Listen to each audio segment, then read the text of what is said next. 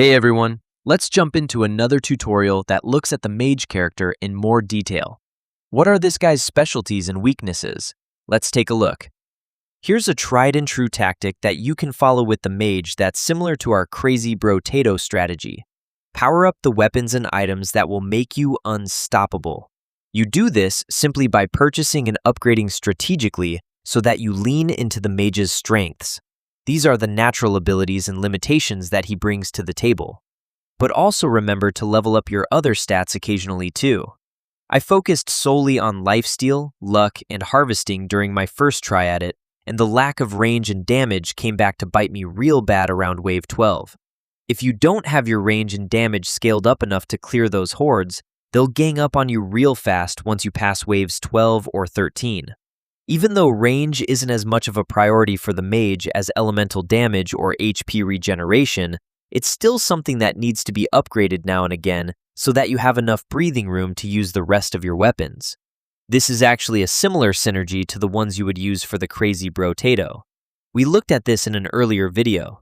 Basically, you want a long-range, low-precision weapon similar to the Icicle, and then a weapon that scales up in a similar area but gives you more precision and targeted damage so that one can clear the path and the other can deliver the fatal blow.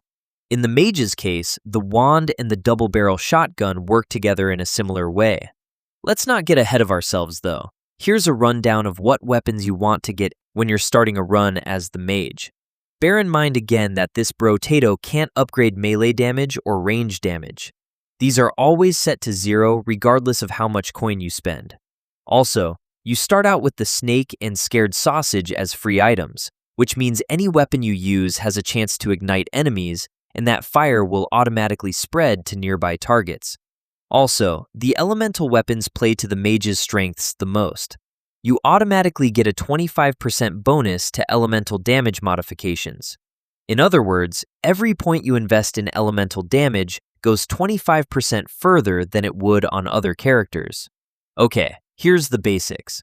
Brotato, a good way to think about these weapons is how they help you deal damage and control crowds without overcomplicating things. The wand is kind of your go-to, super reliable option. It scales really well with elemental damage and sets enemies on fire, and if you stack a few of them, you can absolutely melt tougher enemies and bosses. The taser is more about utility. It slows enemies down, gives you some early elemental damage, and even spits out extra projectiles that scale with your main stat, which is pretty handy. Lightning Shiv is a nice middle ground, since it's technically melee but shoots out lightning bolts when you hit things, giving you both close range coverage and some extra range damage if you're building into elemental. Then you've got the SMG or double-barrel shotgun, which are kind of sneaky good. They don't benefit from range damage stats at all, but because they fire super fast or shoot multiple pellets, they trigger effects like scared sausage constantly, basically turning them into weapons that set the whole screen on fire. Lastly, the Icicle is more of a defensive pick. It does solid damage and can freeze enemies to give you breathing room, but it doesn't hit quite as hard as the wand overall.